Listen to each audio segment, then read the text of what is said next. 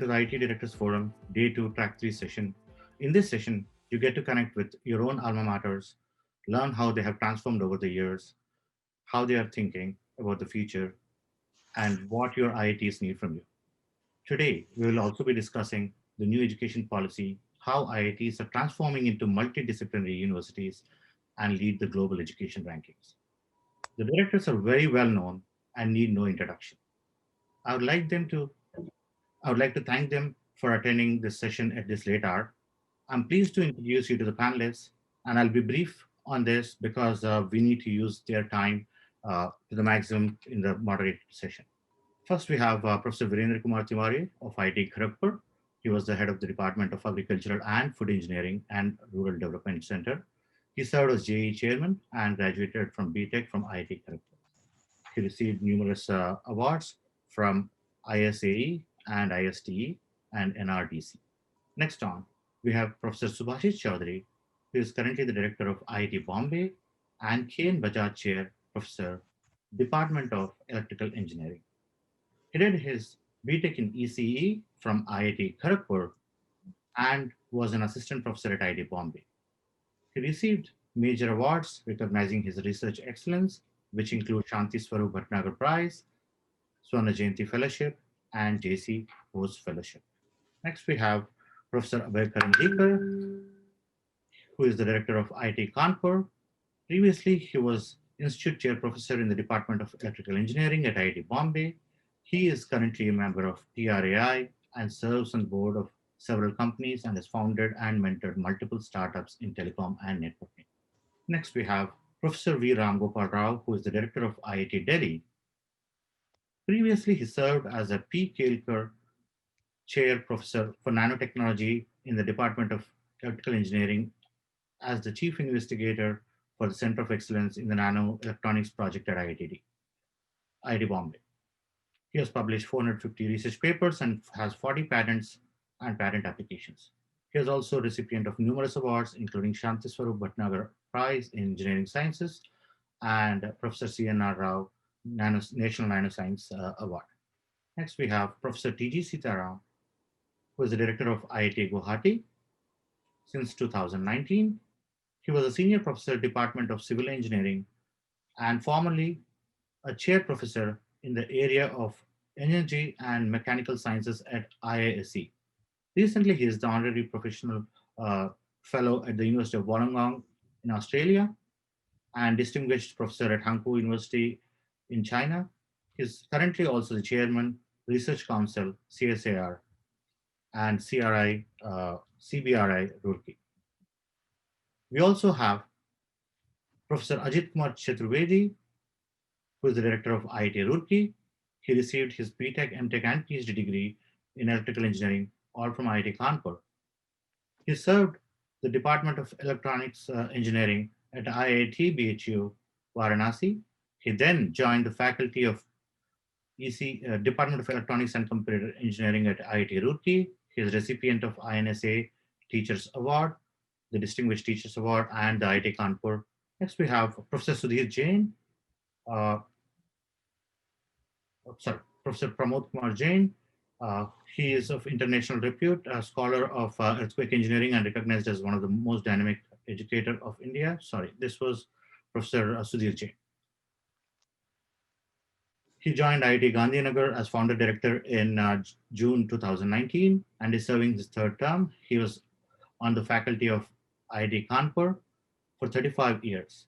Professor Jain received a bachelor's degree in civil engineering from IIT Roorkee.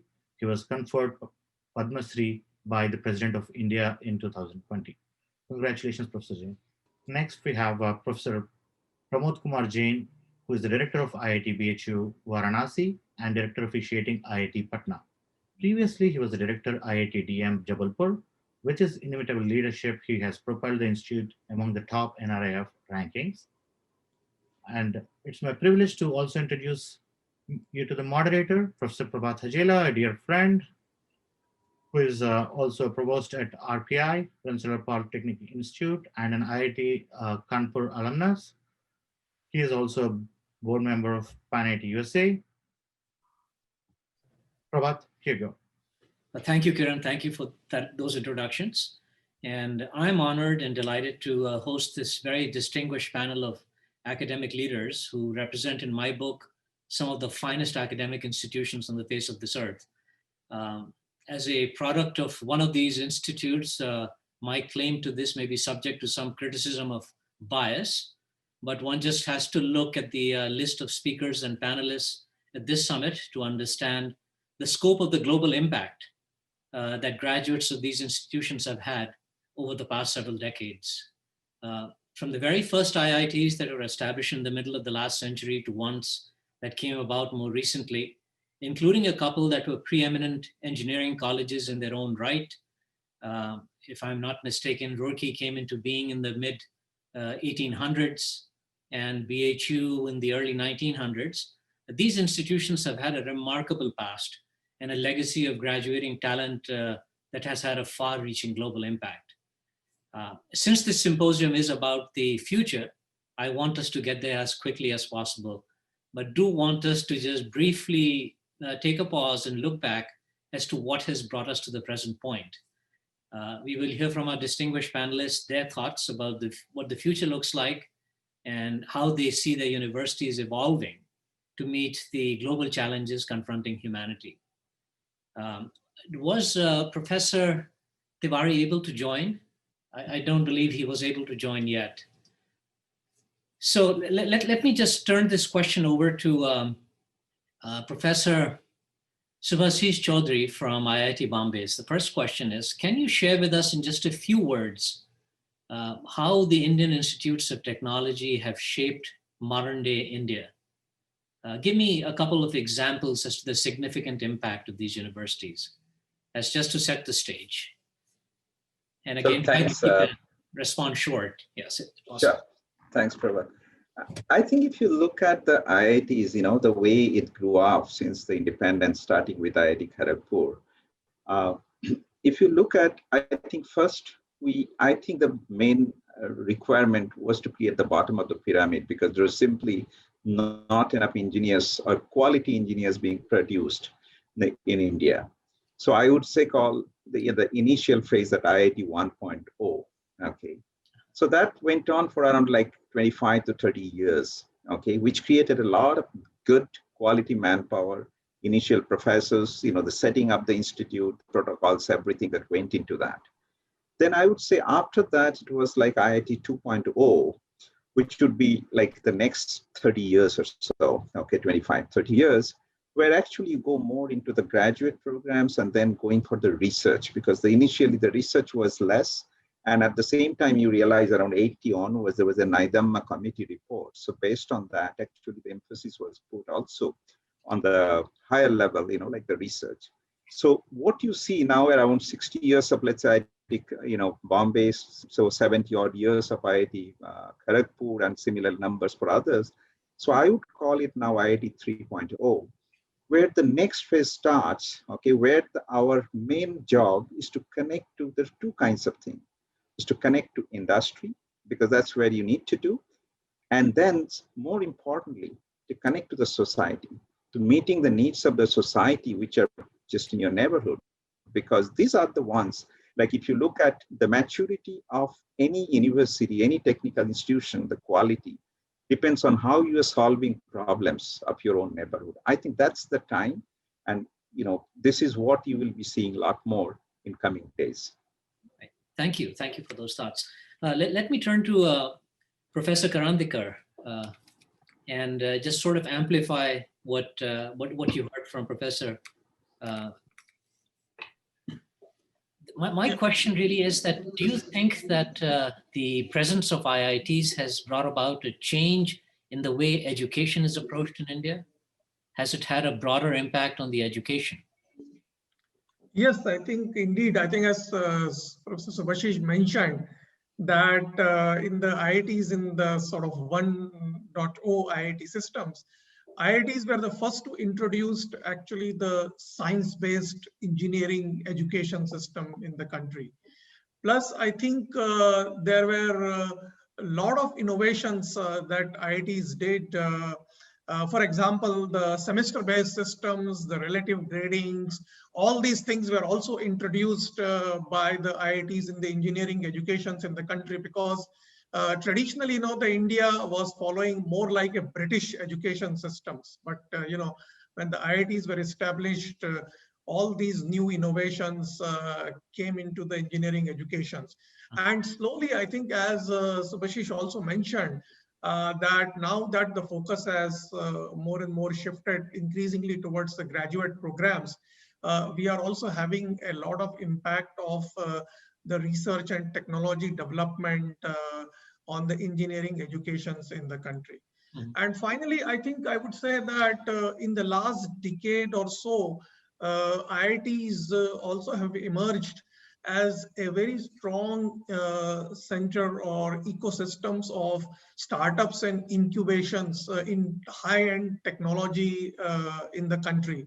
And I would say that it all started with all the older IITs first, which were established, but now all the second and third generation IITs also have established a very strong incubation programs, which are actually encouraging commercializations of the research that is being undertaken in the institute, and also encouraging the students to become entrepreneur and start their own enterprises. So this is like really a shift in the last decade or so.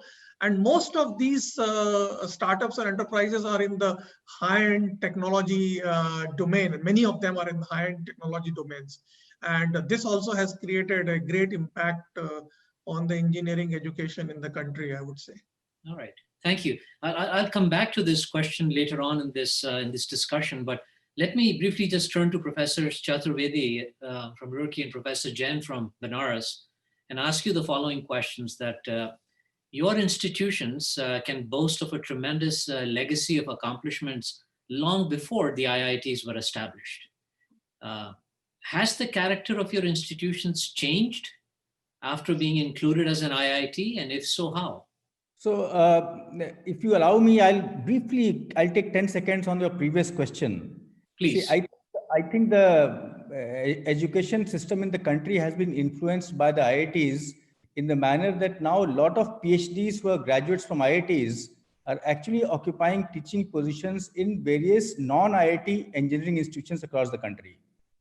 And they are carrying forward the culture in the IITs across the country. I see, yes. Mm-hmm. So that is creating that impact, that it is trickling down to the other educational institutes. In addition to that, they are playing a bigger role in the civil services, in industry, in bureaucracy, public sector, private sector. There also you find them, because a lot of IITians are actually staying back and sort of working in the country. So that impact can be seen across the country in different sectors. Now coming to this question, yes, this legacy of, for example, IIT Roorkee is well known. And I would say that fundamental changes in the sense that pride in the institute, or love for teaching and research, or instinct for fairness, these are ingrained in the IIT Roorkee system ever since 173 years. So those fundamental values have remained unchanged. But in terms of the liberalized atmosphere, in terms of the culture that there is more participation of students in decision making, there are same kind of rules for boys and girls hostels, and these kinds of cultural shifts have happened over a period of time. Alumni getting more and more involved in contributing towards the IIT, or in terms of a flat academic system, there is no hierarchy in the academic structure. These kinds of things have happened, which can be said to be more sort of recent phenomena. But otherwise, I would say fundamentally they're similar. Okay. And Professor Jain, do you have anything to add to this? Yes, of course. Yes. You know, the IIT BHU is about 100 years old. Yes. And we are, you can say, one of the youngest IIT, because we were converted to IIT in 2012. So it is just 8 years. And we are trying to adopt, all the procedures and systems of IITs. And that task is almost complete. But other thing that we are basically targeting is to improve our infrastructure, both civil infrastructure as well as research facilities, And side by side, we are trying to infuse young blood to, in our faculty cadre. That is our biggest challenge. And I think it will take 5 or 6 years more to come to that level that we can say it is completely changed. Because there are some cultural issues, of course. We are in the BHU campus. So sometimes those are the challenges, but we have to convert them to the opportunities. And we are trying to connect to them to offer some joint degree programs, because this can be a unique setup wherein we have the IIT and BHU side by side, and BHU have all kinds of academic programs. So if we come together and try to offer some joint degree programs, I think that would be a unique thing in the IIT system. I think But we are working hard on that, of course. that's a very interesting point, and I think this brings me to Professor Rao. I wanted to ask you this question, and this actually plays off of what Professor Jain just said, that you're located in a metropolitan area where Delhi University has its many campuses. There's a diversity of curricular content that is available to your students. Have you made any inroads into setting up partnerships with other universities in your local area, if not local, even nationally? Yeah. Because you could take advantage of that. Yeah. In fact, with All India Institute of Medical Sciences, which is our neighbor in the Delhi region, we have very close collaborations. In fact, in 2021, we are planning to launch a joint PhD program with AIIMS, and we would have at least 100 sponsored or funded projects between IIT Delhi and All India Institute of Medical Sciences.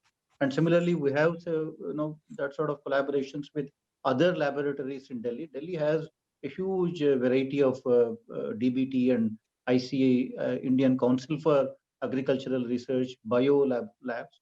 So we have connections with them now. We have, for example, MOUs with all of these institutions where our faculty work together and joint supervision of PhD students. There is a lot of collaboration. With Delhi University, there are faculty level collaborations, but no joint programs. But with AIIMS, we will soon have a joint PhD program. Excellent.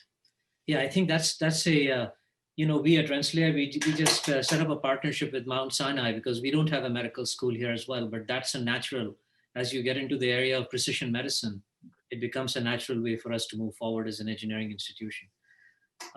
Sudhir, let me ask you this question. IIT Gandhinagar is among the newly established IITs. It's already making an impression on observers outside for its innovative approaches to education. And we'll circle back to that issue of innovation in education in this next round of questions.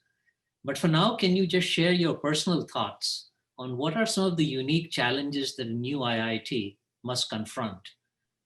Building an institution from infancy is a challenge in of itself, but to meet the bar that has already been set as high as we all think of it as being the case because of the brand presence of the IITs, it must bring its own unique pressures on you. Can you share your thoughts on that? What the only challenge and the only challenge that the new IITs face is the mindset challenge. People tend to think that being a new IIT, these will be taking 50 years to catch up with older IITs. And I think that is the biggest challenge of mindset that we have. I believe that at 60 years of age, my body is so rigid, but a 10-year-old child is so flexible. So, as a new IIT, you should really celebrate the flexibility, you can really do things. You can innovate, you can play around, you can make mistakes. As a child, you are allowed to make mistakes, right? Which as an adult will be considered as a bad thing to do. So I have never felt any challenge as a new IIT director, except that my own people have often had this attitude that, oh, but we are a new IIT. Or my external stakeholders have thought, oh, you are a second generation IIT or you're a second class IIT sometimes, I think if that mindset is taken care of, we should be better. Just like every father wants the son to be better, every son aspires to be better. I think second generation IITs have to be better than first generation IITs because they have the advantage of the first generation IITs and they have all the flexibilities. So that's how I have looked at it, and that's what I seriously believe in. Well, I think you can reassure your colleagues that they are not being regarded as a second-class IIT or a second-tier institution outside of the country either. So that might be some reassurance to them, but this is from an outside observer. Professor Sitaram, Guwahati is right in the middle of the old and the new IITs. You started in the mid-90s. I think you've had this vantage position. I'd like to hear your thoughts on how the new institutes are being stewarded into this unique place of learning that the IITs are. I mean, what sort of support have they received? Do they get the kind of attention that you feel that they deserve at this stage of their existence? As you all know, IIT Guwahati was established 2.5 decades ago in 1994 as the 6th IIT in the northeast part of India. This is actually done through the Assam Accord, the students' movement actually of the Assam. Right. The entire northeast region at that time was in the grip of the militancy. And despite unprecedented problems existing in those times, this institute has really done very well in the last 26 years. On its own, as well as with the support. Please remember, this is the only IIT has actually built confidence in the academic world in India that on its own an institution grow in that time, in 90s I'm talking about. Mm-hmm. So that time, this was the first experiment where IIT Guwahati has done independently without any support of any international universities in their ambit, and also not mentored by any other IITs also regionally also. Mm-hmm. So that credit I think should go to IIT Guwahati, and I'm only the 4th director of that IIT. But what is important to know that in Times Higher Education in 2016, among the world's best small universities ranking, this is featured. So that itself, and today it boasts of 6,800 students and about 450 faculty. And also you have to note that this is the only one IIT in the Northeast, the 7, and you include Sikkim also in 8 states. And where our international boundary is larger than 98% of the boundary is international boundary. We are only connected with 2% to the India. Interesting. So with all the wheat problem in 90s, the way institute has grown and created a beautiful campus on the banks of Brahmaputra, it's really amazing. Not only just the campus, in the infrastructure, the scientists who are developed, and the students. So we do get students across India. We have just mapped, because of COVID, looked at where are our students coming from. Mm-hmm. So every district in India, we have a student. Every district. So this is amazing what is really done. And what it is done to the Northeast, that is another thing we have to look at. It's a major hub for crafting the activist policy of the government of India. There are closer ties with ASEAN countries, that is envisaged immediately, including geographical connectivity. So now Guwahati is going to be the connect for the entire the Eastern countries, the ASEAN countries. So there will be lots of development in the future, in 10 years to come, in the decades to come. So Guwahati is going to be seen as the major connectivity for the eastern part of activist policy of the government of India. So, and also how it has really synergized the activities in the Northeast. IIT Guwahati has also tied up with NESAC, that is Northeastern Space Council, because we are having lots of problems in that area because of whether it is earthquake zone 5, and then Brahmaputra brings a lot of sediments, floods, and drought, and you name it. At the same time, it is also very rich in biodiversity. Mm-hmm. So we are, at a very fantastic point, as you rightly said, future is now. IIT Guwahati's future is now, and I think I will stop there. Thank you. Well, thank you. I think that those comments really, they put the spotlight right on your having a teaching laboratory right within your campus in programs such as biodiversity, the environment, sustainable infrastructure development, all of those things. Very interesting. At this point, let me just make a little bit of a pivot in our thinking. I will borrow an anecdote from history in the founding of one of America's oldest universities, the College of William and Mary. If you look at the history, one comes across a rather interesting anecdote where colonial Virginia, that's where the university is located, they requested England to establish a university to educate ministers in the saving of souls. Believe it or not, that was the mission of the university. They wanted to build a university to save souls. The governing body, in this case, it was the Lord of the British Treasury, Sir Edmund Seymour. He sent back a rather rude and terse reply. And this was the quote. It says, "Souls, damn your souls, just make tobacco." Okay. Of course, the English later backed off, and the College of William and Mary was founded in 1693. The reason I brought this up is because I wanted to gauge your thoughts on how the future vision of education at the IITs is being shaped at the grassroots level by you and your colleagues, or if you're responding to a directive to make tobacco.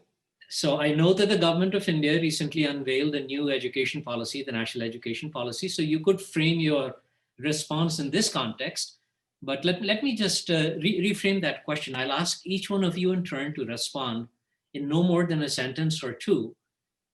If you have had the autonomy to shape the kind of education that would be emblematic of your institution and that would set your institution apart from others. You may include in that response why it is unique or distinct. And Sudhir, let me start with you. The reason IITs are unique is because of integrity and autonomy. And the autonomy that IITs experience or allowed or is given by the Indian Parliament is absolutely unprecedented in Indian academia. Okay. And I think at least at IIT Kanpur, we have taken full advantage of that. We have never asked government for any questions, and government has never asked us any questions. And we have done so many changes, so many disruptions in our entire educational curriculum, co-curriculum, and so on and so forth, that it has been very, very satisfying. So I would say that as far as IIT Kanpur is concerned, IIT Kanpur Senate, which consists of internal faculty members primarily with very few external members, that who are chosen by director or the chairman of the board, not by the government, is entirely autonomous, and they can just decide what to teach, how much to teach, how to grade, how to evaluate, how much should be the requirement to graduate, absolutely free to do what we like. And that is why if you look at my curriculum with respect to a typical university anywhere in the world, including other IITs, you will see that there are very, very significant departures, which we thought were appropriate and which we will keep massaging, keep changing from time to time. In fact, so I'm going to press on my question a little bit more and ask you to give me a couple of examples so that this is for my education as well. For example, we just had the pandemic situation. We started classes on 14th November. And typical attitude will be to create a semester like regular semester. And one of my colleagues challenged us and said, why do we have to do that? And we are now running a 6-week term, which we designed only for this year, where we are teaching for the first time, we are teaching a course on writing. We are teaching a course on coding. We are teaching a course on learning to learn, right? All of that was designed in last few weeks and then rolled out 3 weeks back, right? This is the level of autonomy that IT system has, and it is up to us to make use of that autonomy. Very good. Iit, what are your thoughts about this? So actually, I would say that the vision with which the IIT Act was set up, that vision is a little bit intact, but I would not say entirely intact. And the reason is because of pressures of technology, pressures of development, need for social inclusion, need to bring in policies of the government that address the larger questions that the nation is facing. So many of these questions become very important. And in that sense, the government of the day does feel the need to sort of give some kind of broad directions which may not entirely be necessarily be entirely with the vision of the original act. And in that sense, I would say that some kind of stability may come in the near future, because I think some more kind of what should I say, shake-up is taking place, a lot of committee formation and things like that. And when I say technology, I mean that earlier it used to be like letters being sent, and today it is like WhatsApp and immediate phone calls and emails. So in that sense, it becomes the channel gets short-circuited, and immediate kind of government needs become visible because social pressures. But I would say that in a couple of years, it should stabilize. Do you have one or two examples of programs that you think distinguish your institution and are sort of your? Yeah, I would tell you something interesting where I think IIT Roorkee is one of the few IITs where engineering per se carries a lot of respect and a lot of love. As opposed to many IITs where finance, management have sort of gained a lot of ground in terms of aspirations of students and things like that. So hardcore technology, engineering, science, there is great love for that in IIT Roorkee. And I would say that is quite a unique feature. Okay. So Bharsis, would I like to hear your response to that? Well, okay, maybe I should take up from your example of tobacco. So it has basically, two usage. Either you smoke it out in the first place itself, or you keep it, make money, and then you blow it away. Okay. So for education, actually for IIT, it's a lot more than that, just simply that money and others, that it's not something that we are asking our students. It's almost like free, let's say, it's very little. But what we try to give it to the student is a kind of an experience, okay, which actually take our IITians, all of us have gone through this process, and that makes us give, our main thing is to provide a platform, just like a big canvas. You draw your own picture, that's all. So how to actually create that in the minds of the students, okay, so we should create an ambience, we should create an opportunity for learning, and also have a peer group. So if first let me go back to what Sudhi said.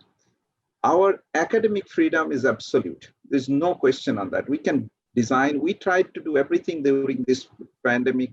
There's no issue. We are, running everything as smooth as possible. Of course, there could be something could have been better. That's a different thing, but we are doing it. What actually affects that you are saying now, somebody is saying this is the tobacco that should get impregnated into the system.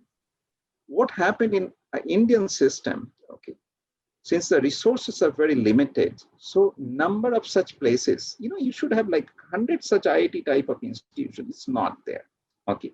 So government also in many times, they need IITs and others to come up for their help in terms of materializing certain things.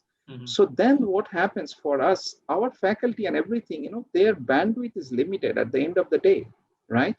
So what they have to pursue, number one, it also sometimes there is a, continuity in that particular process for something is lacking sometimes.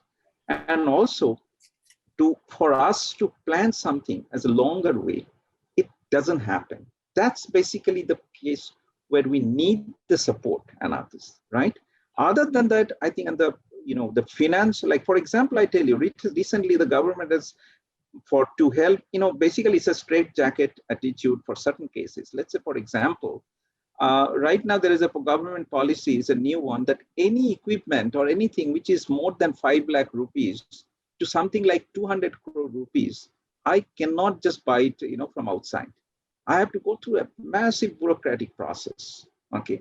Now imagine, like in today's, any lab you go, is there any good equipment which is built, under 5 lakhs? It's not there. Okay. So it holds down our, the research and all these endeavor. So these are the cases we are trying, the government is also, we are trying to meet them, to explain to them that educational places would be different. But I think I've taken more time. So I think you may want to talk to some other views also. No, certainly. Thank you. But keep thinking about this, because as we close out, I'd like to hear from each one of you as to why you think your particular institute should be recognized for A, B, or C. So what are those 2 or 3 things that you think are key indicators of your strength? Okay. Professor Rao, do you have anything to add to that?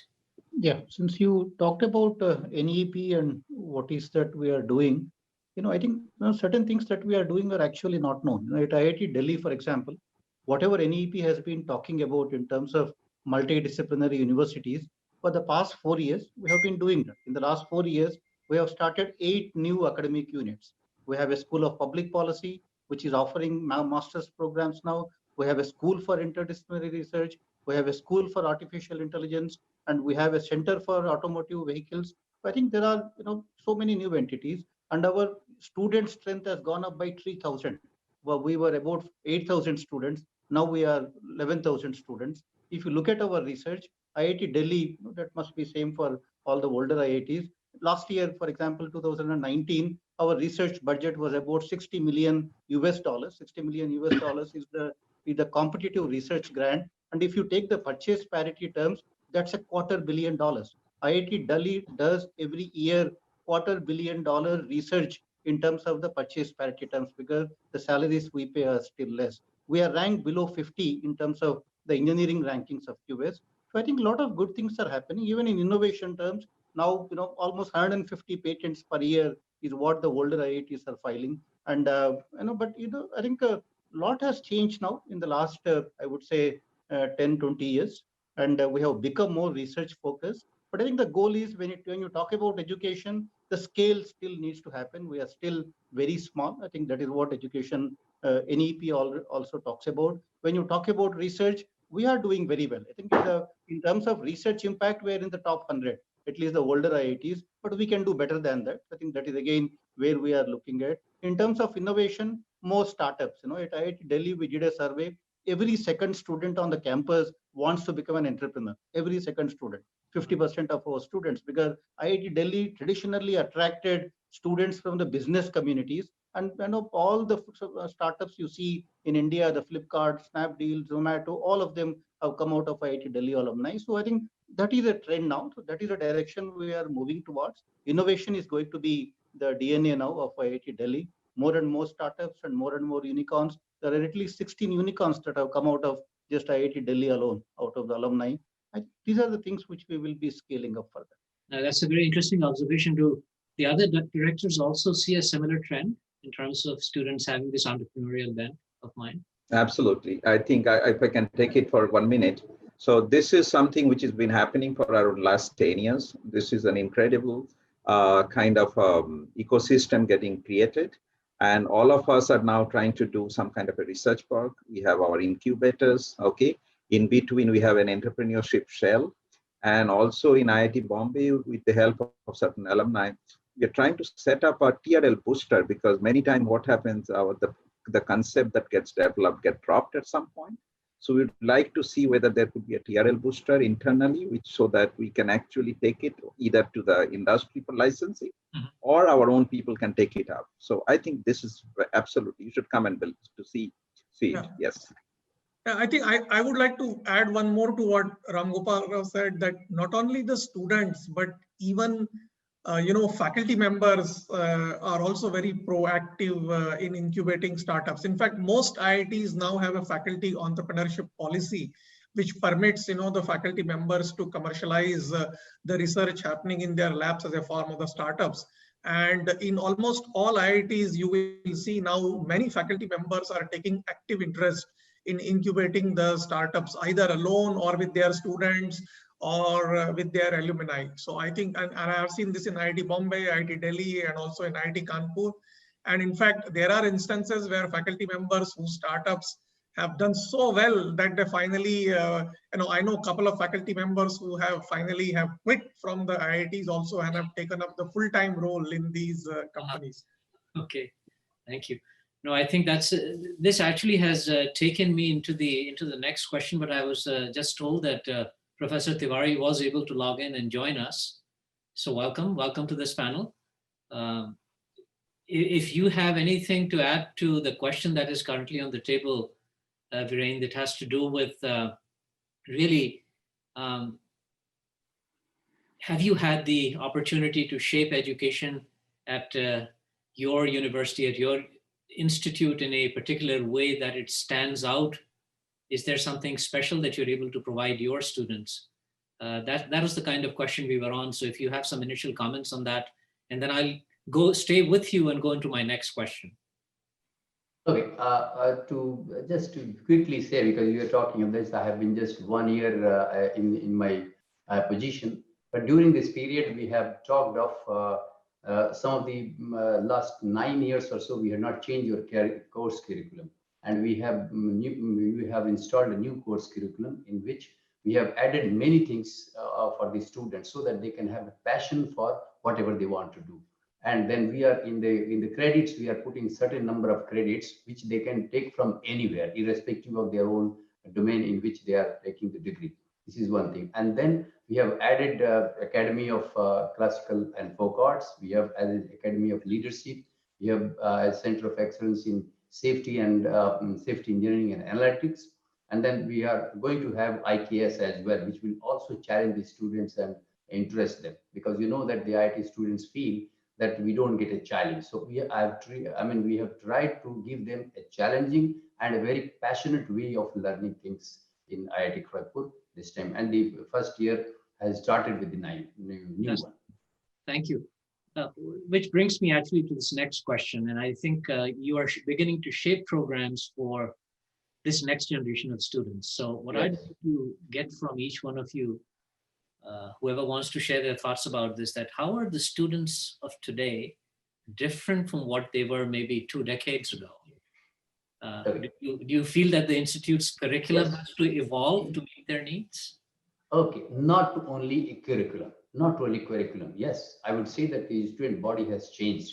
First of all, I would say the number, of course, the number which was 3,000 in the time when we were there, but now it has come to 15,000 close to at IIT Kanpur. That's number one. Secondly, you know that out of the classrooms, they learn a lot in the Gymkhana, into the Spring Fest, which they have. Now, several things have been added in last 15, 16 years at IIT Kanpur.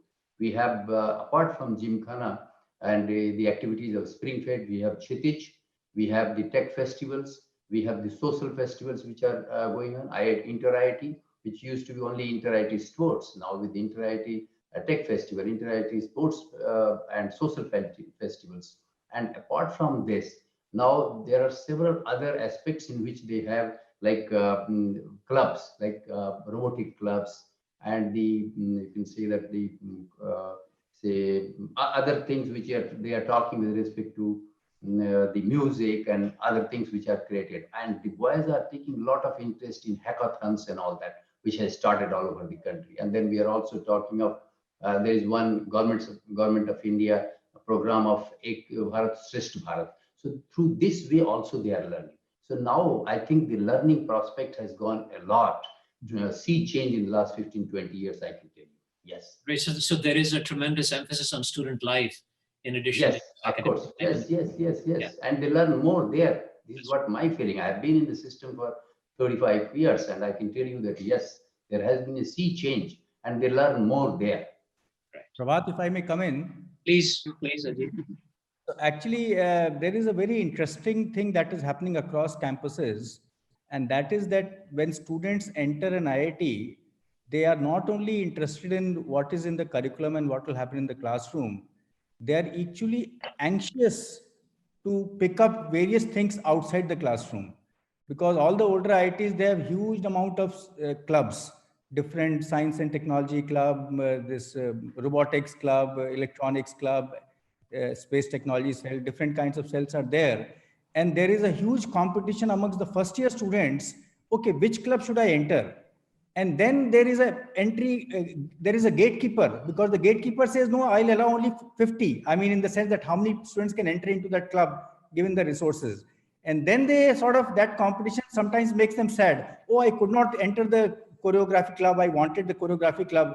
I'll go take it to the second year. And that is a very, very important part of their life now, because it gives them stress and joy just like 20 years back, they were getting stress in job because of academic performance.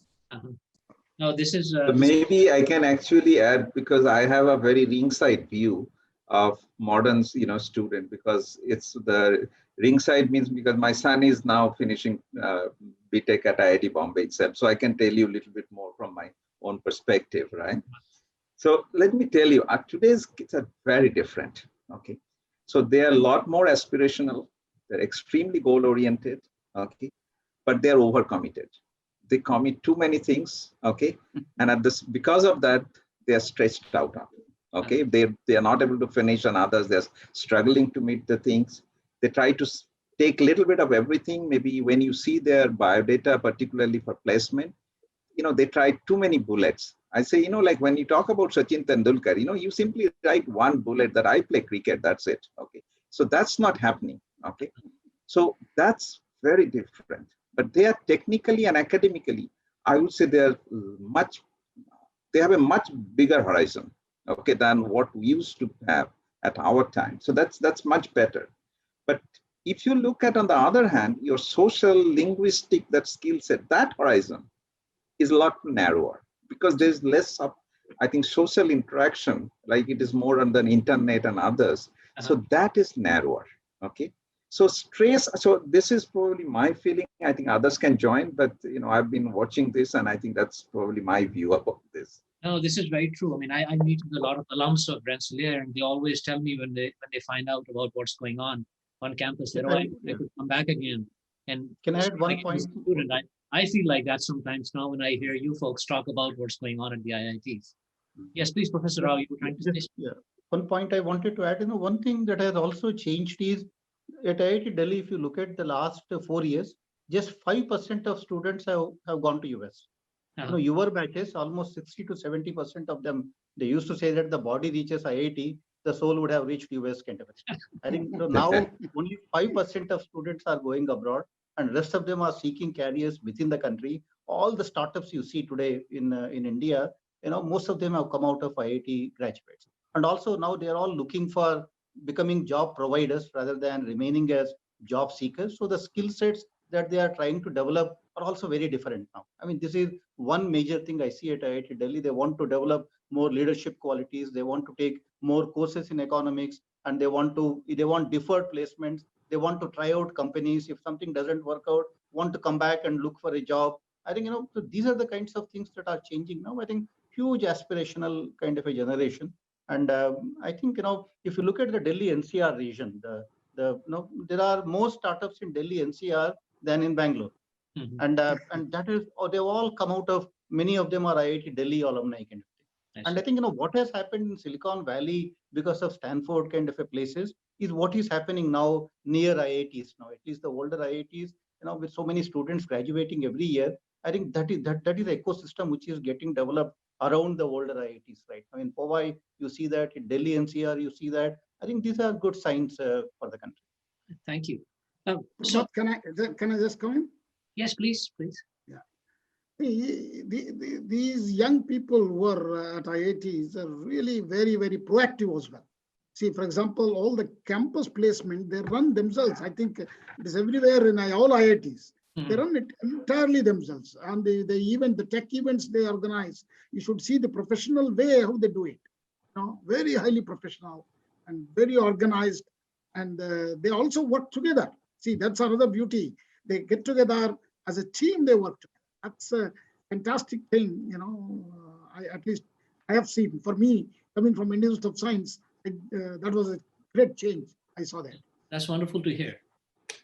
So this next question is somewhat related to what we have just been talking about, but it's also a little bit more serious issue. It's an issue that STEM institutions here in the United States have grappled with as well. It is an issue that has to do with diversity. And I believe that the government of India has also tasked the IITs to be more diverse, and that includes gender diversity. My research tells me that women at IITs were expected to number 20% of the overall student population by sometime in 2020. What I'd like to find out from you, and if anyone has any particular programs that they would like to share with us, How are the IITs working to assist in this goal? In particular, establishing robust pipelines for recruitment of more women to your campuses. And I don't know if you have those numbers at your fingertips, but if you care to share them with us, that'll be helpful as well. But as you answered, tell me the second follow-up question to that is, were there challenges in your campus culture and campus climate that you had to accommodate for such a change? And this change is likely to, I suppose it'll just become more so, that you'll have more women on your campuses. I mean, you cannot ignore 50% of the population, clearly. Well, can I say something? Yeah. Yes. Go ahead. Yeah. Can I say something? Yes. Yeah. Actually, see, if I say I was involved in JE in 2003 to 2006, I can tell you that the percentage was of the order about 6 to 7% of the girl students who were coming through JE. Now, over the years, there has been a talk about gender equality and things like that. And then when 2014 and all that, when the minister was Smriti Irani, when people thought of, and then there was this talk that how to get in more and more students, particularly girl students. So first was that we can have decrease the cost of the application itself. First of thing which came, that just like SCST, they will be getting half of the cost of the application that way.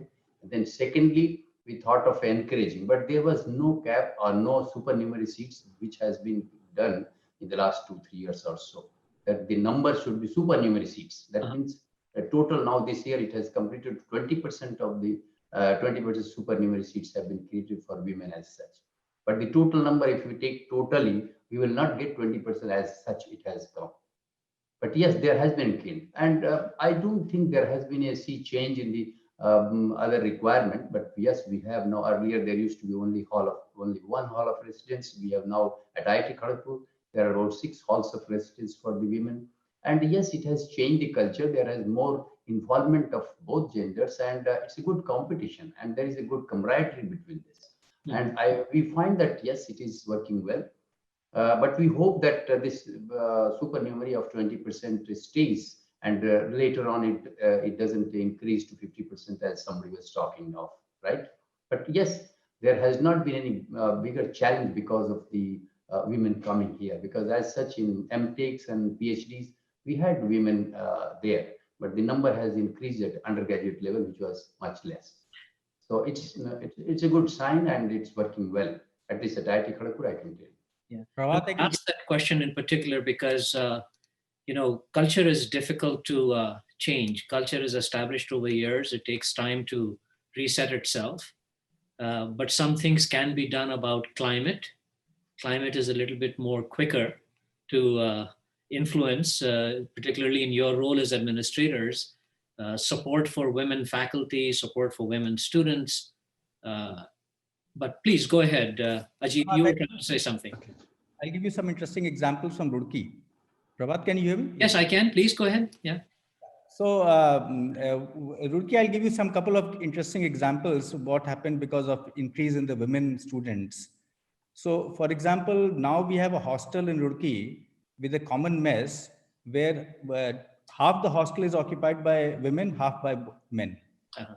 I mean, this was unthinkable any time earlier, but now it is common. It is very, very common. Similarly, we have a situation where there is a common mess.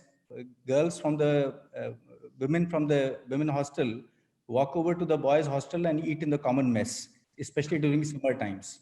I see. And the new hostel that we are building, there what we have done is there is a common area, and one side will be occupied by men and the other side by women. So it will be a common hostel, the new hostel that is coming up. All these things are required because we are trying to cater. There is some level of unpredictability about the percentage of girls. So we want to create designs so that a large number of percentage can be accommodated. So maybe, I feel, Prabhat, can I just say that something relevant to what you said? Okay. So, what the student we get, we need to work something before that. Where are the catchment for all these women students? Because see what happened by the time they come, they're already here. So what is required that many time in India, typically now that there is a competition for, to get into the IIT. So normally at the parental level and others, the main resource goes to the men and not to the women. So some of them are not able to actually utilize that at home. So what we are trying to do, there are few things. There has to be visible, the female, leadership role. So in terms of deans and others, where you should have the women professor, we should have a large number of professors who are, the women. So right now, let's say, for example, in IIT, it's about, I would say around 15% of our, faculty members, 100 out of 700, I think, maybe, yeah, something like they're females. And for PhD and all is not a problem, overall 26%. But what we try to do, we arrange for like high school girls, okay, to come here, spend some time to see what is STEM education, right? So let them come here and spend some time. So basically, unless you catch them at that point, at a later stage, you don't have an option for them to come to IIT Bombay or anywhere, any other IITs, okay? So we are working, it's a long process, okay? We have a very active gender cell. And as a matter of fact, not only that, sometimes students get it, like a girl student, but their parents don't want to let them go. So what we do is that we actually find out their phone number, call them up once the JEE results are out. So we have our volunteers, the girls, they would call them, say, please do come, don't give up the seat. So that kind of thing, we do that. So that's a way to see that they do come here. Professor Sitaram, yes. Yeah. So, but I think we need to do more. See, the challenge is actually, at least in IIT Guwahati, we have actually touched 20% of the women students joined. But the number of faculty availability are very, very poor. Okay, and we are trying to do like Subhashish was highlighting, the dean positions, associate deans. We pick from the women faculty who are around, and so that gives a sort of a drive for them to do something additional. As you rightly said, hostels. We are also converting a men's hostel, half of that into women's hostel. But still, I feel we need to do much more. And we need to see where is the catchment, and we need to work towards attracting more and more women folk into our programs. And that will actually bring much better even quality as well. I agree. I strongly believe that their presence would definitely add value to the system. I absolutely agree. I think as I was also reading that India is also looking at the tenure system for its faculty. It's considering that it's on the books, and once that comes into play, you will have a fresh set of problems to confront, because we deal with it on a daily basis here in the United States, and you will run into some of those problems as well.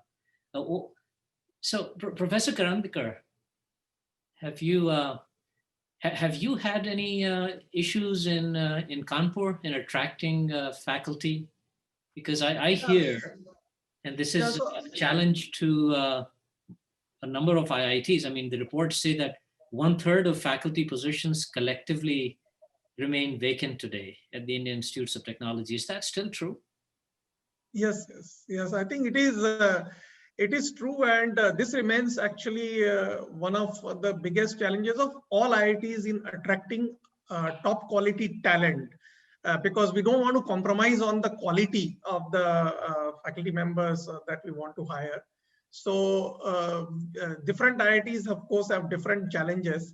The Kanpur challenge has been, sometimes the city itself, and primarily that comes because of the opportunities for the family members to work or their spouses to have their employments, etc. So these are the challenges.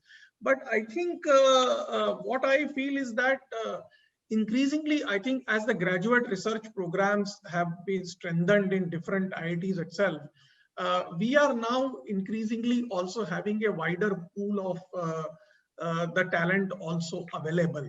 So it really depends upon the areas and the disciplines.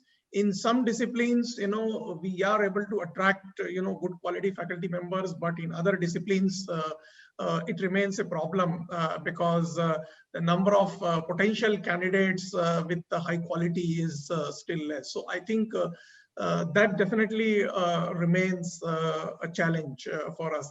And I think it is even a bigger challenge for us for a city like Kanpur to hire female faculty members because the opportunities that their spouses may have in the city. So this really is indeed a problem which is very specific now to IIT Kanpur as such. The dual career challenge. Yeah, but I think I would just like to say that, answering your question for this gender diversity, both in the faculty or in the students, I think the culture of the demography of the IITs are also changing. It is, while we are talking of the female supernumerary seats in the engineering admitted through JEE, but now IITs also are having very strong science and humanities programs also. Many of the IITs, for example, including IIT Kanpur, has a strong biology program. We have a Department of Biological Sciences and Bioengineering. We have very strong chemistry programs. And in these programs, actually, the number of female candidates in the PhD programs may be actually 50%. 50% maybe the females and 50% maybe the males. For example, in our biological sciences and bioengineering, or in chemistry, or even in many of the disciplines of humanities. And increasingly now, these disciplines are getting strengthened. So the issues are really, of course, in some of the engineering disciplines, particularly. And for that, I think partly the problem has been addressed by these female supernumerary seats. And partly, I think that would get addressed by having, more proactive roles played by the IITs in increasing the gender diversity. Okay, thank you. So this again links to this next question, actually links somewhat to the discussion that we've already, it's underway, but I see the funding pattern for the institutes, a little bit of a change in direction. The funding pattern for the institutes has been somewhat inconsistent. Allocations have not necessarily kept up with the requests that the institutes have made. Some of my research tells me that the allocations sometimes come in at 50% of what the ask was, but then they are ramped up and things even out a little bit more. It appears to me from my vantage position that IITs are headed down the same path that many of the prestigious state universities in the United States were forced to follow. That is moving from a status of being state supported to being state located. All right. Is there such a change on the horizon? I mean, you're being asked to do more and more in terms of generating your own resources to support the various programs? Yes, I think so. So first of all, I think, let me just tell you that increasingly the IITs are generating, IIT faculty members are generating their own money for their research. In fact, as Ramgopal already mentioned, and most IITs, for example, IIT Bombay, Delhi, Kanpur, and all would be generating sponsored research fundings every year in the tune of 300 to 400 crores. I mean, per faculty, it may be, I think, 70 to 80 lakh per faculty. Almost every faculty is able to generate. So the research funding, almost now all faculty members are generating from their end, and there is very little support from the institute for the faculty members' core research. Most of the funding that is coming from the ministry as the grant is primarily going for paying the salary, the pensions, and some of the undergraduate teaching capital infrastructures. Because what is happening now is that IITs are also growing. The number of faculty members have also grown up. So therefore, the salary bills and the pension bills have also gone up. Number of buildings have also come up. The capital infrastructures have come up. So obviously, their maintenance has increased. The cost in terms of electricity bills, also, etc., also has increased. So the ministry grant is actually just sufficient to cover only these expenses. And yeah, so I think. But on the other hand, since the institutes are growing, our requirements are also have grown up. both in terms of capital as well as the operational expenses. And obviously, we are not able to generate that kind of a money, and almost all old IITs are, I think, in deficit and are dipping into their reserves, which have been maybe saved over the previous years. So Yes. Pramod, I have not heard from you for a while. What are your thoughts about that? Yeah, I am. In fact, if you talk about the resources, definitely for the institutions like IIT BHU, which we have to rebuild, in fact, because most of our buildings or infrastructure about 70 years old. I see. And we have to create, additional capacity for supernumerary quota or something like that. Number of students are increasing every year, and we are the second largest among IITs, in terms of student intake at UG level. So we are under, pressure, of course, and plus we have to support because we are in the initial years, of our journey as IIT. We have to support some of our faculty members by providing them some research grant. I see. So yes, there is a lot of pressure sometime, and we don't have much corpus with us, as told by Professor Krandikar. So we don't have to use that money also, but still, yes, we are managing and we are trying to push government sometime to come forward and support at least those institutions which are transforming themselves, So that is very much required, I think, in the initial years. All right, thank you. Yeah. I think here, because it's an alumni event, can I say one point here? So, please. I think, the fee component, of what students pay is 7% of our total budget. Our revenue from fee is just 7%. At IIT Delhi will be similar at IIT other places. What it means is the student education, all your education was subsidized up to 95%. So all of you need to pay back your dues. Don't even look at it as a donation or anything. Now, if you think IIT education was $50,000, each one of you, owes $50,000 back to your institutions. That is the only way these institutions can survive. Otherwise, things will go down, things will look bad, hostels will look run down. Nothing can be done because government doesn't have that kind of a money to build and maintain 23 IITs right now. Alumni need to come back. Alumni need to take over these institutions. Alumni need to get involved in all aspects of these institutions. Yeah, and that's the story that is true here as well. With most universities, tuition pays for a very small portion of the overall cost of operations.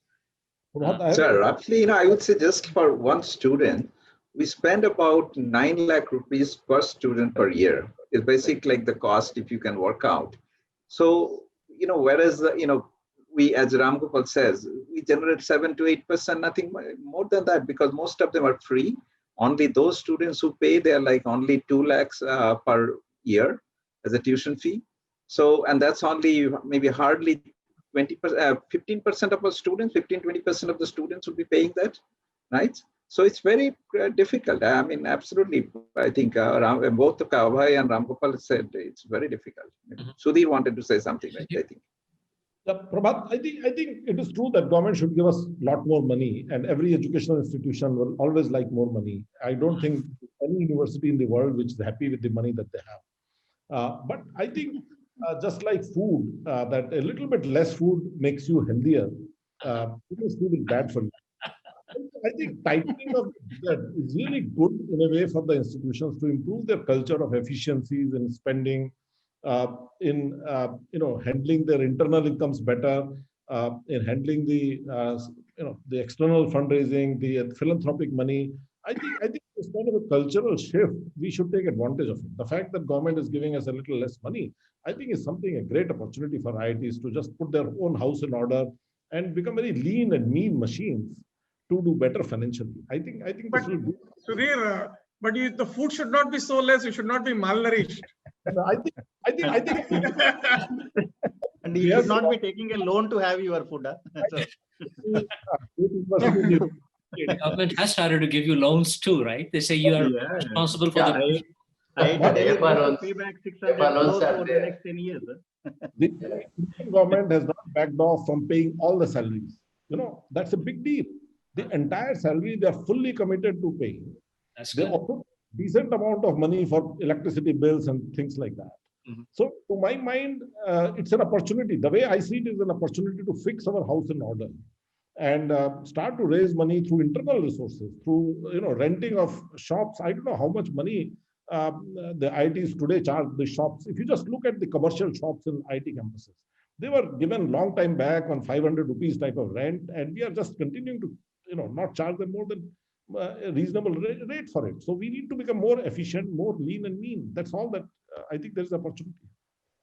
Well, I have to keep an eye on the clock since we don't have a clock here on display and we are getting almost to the end of our allocated time. I just wanted to ask you this one question, and maybe we can perhaps squeeze in two. Do you see major structural changes in the IIT education? Is the future still one of a primarily residential university, or other models are under consideration as well?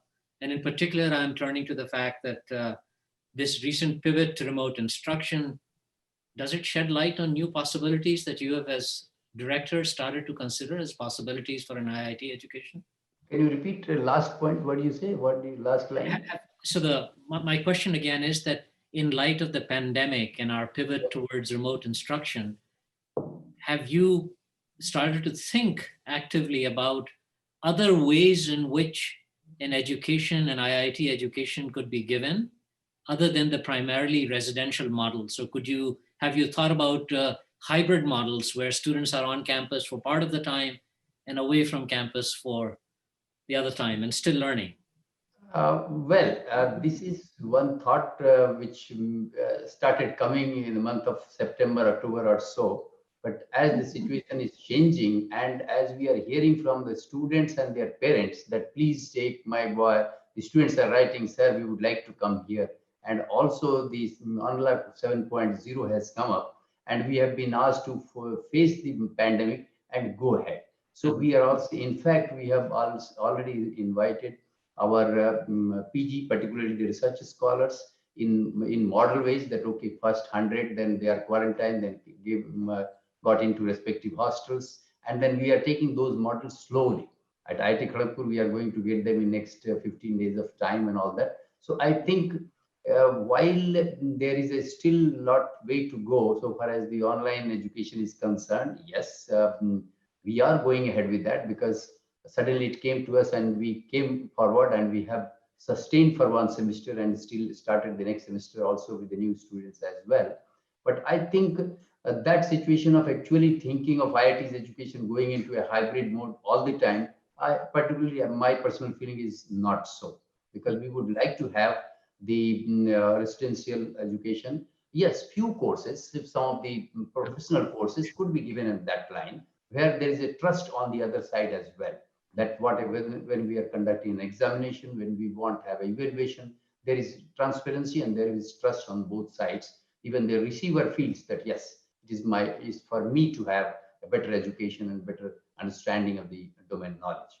But otherwise, I think the undergraduates, the postgraduates, and more so when we're talking of the experimental research. Sure. Thank you. Now, this is a topic that we could probably spend the entire hour talking about, because there are so many possibilities. Yes. But you're talking to IIT Kanpur, it's very different from Delhi and Bombay. Bombay. So, see, I can give you an example. Once I was talking to one of the professors in Germany, and I was talking about the kind of, Pan IIT and others, IIT alumni and all.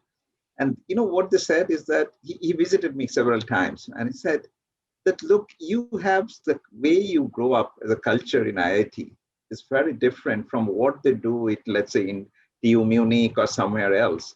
They said, like, we can't get our people, we call them, they don't come. Whereas now you look at this particular one, Pan IIT, you have like 15,000 people are just from all over the world, they're listening to this.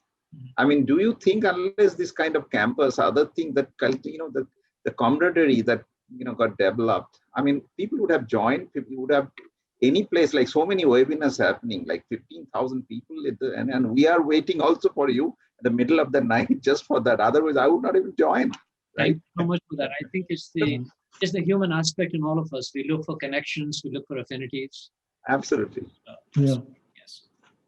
The residential nature of these campuses, I think that we want to retain as long as possible.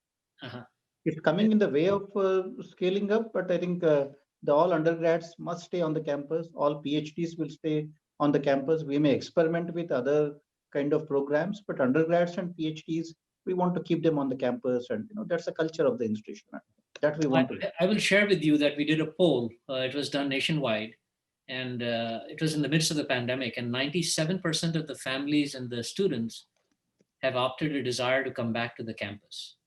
Yes. Here too. You ask any student, they would like to come to the campus.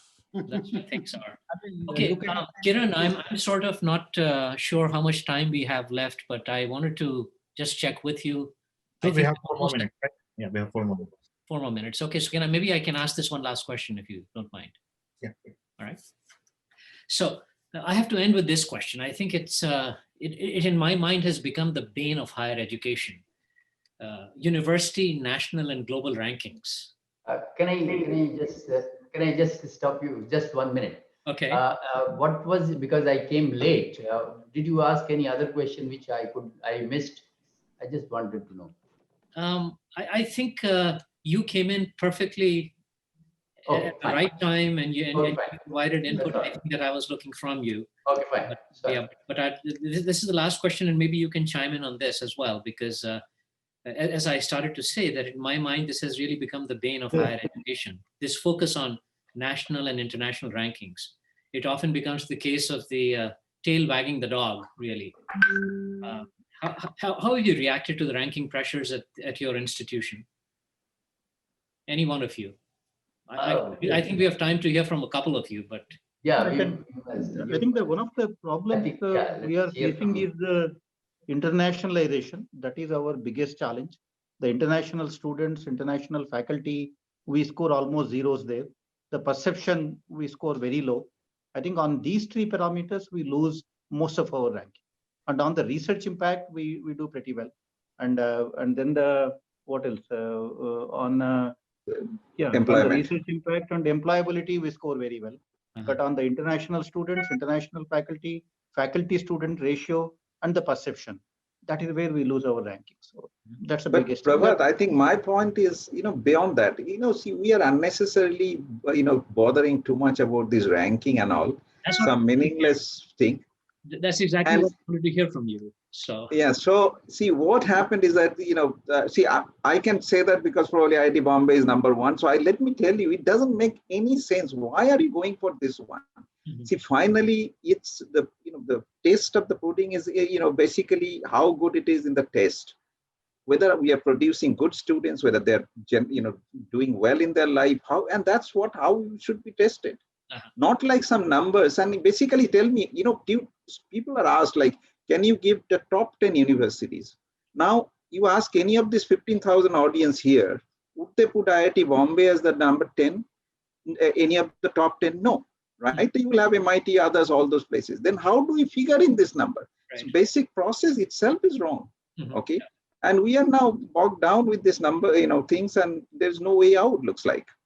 No, but I think the focus that you have really brought to this is the right one, which is you have to focus on the outcomes. You have to focus on the outcomes for your faculty, and you have to focus on the outcomes for your students. And that's what really matters at the end of the day. So with that, let me turn it back to Kiran and have you close out the session for us. Thank you all very much for that really engaging conversation. Thank you. So Kiran? Kiran, you are muted. You're muted. Yeah. I'd like to thank all the directors for joining us at this late hour and sharing their thoughts. Thank you, Prabhat, for a great moderated session. Thank you so much. Dear IITians who are listening, you actually, all the IITs have their own virtual booths. I would like for you to go and check it out. And then I actually wanted to tell something. When I joined IIT Guwahati in 1996, we were 76 students and there were 0 girl students. It's great to hear that there are 20% of girls right now in IIT Guwahati, and other IITs also having a lot of them. So it's a terrific achievement. Thank you so much. And we'd like to learn from more, and we'll have more panels of discussion. We will create a forum for discussion with other directors also. Okay. Thank you, everyone. Have a great day. Thanks again, everyone. Thank you. Ron Thank you very much. Ron wanted to say something. We will stay on. We will stay on. Please. May I just, first of all, thank you for joining at such a late hour from IIT. When I was in Kharagpur, we used to work almost all nights, many, many days. So no big deal for me, but for you to do that, I mean, really, really appreciate it. And the directors, Director Tiwari, Director Chaudhary, Karandikar, Dr. Rao, Dr. Sitaram, Dr. Chaturvedi, Jane and Jane. I mean, I really thank you so much. We really appreciate it, particularly we as alumni. Okay, thank you. We'll come and visit you all. I go to KGP quite a bit. We'll go to others also. Thank you. Sure, sure. Please do. Thank you. Thank you very much. Most welcome. Thank you. Namaskar, namaskar. Thank you. Bye-bye.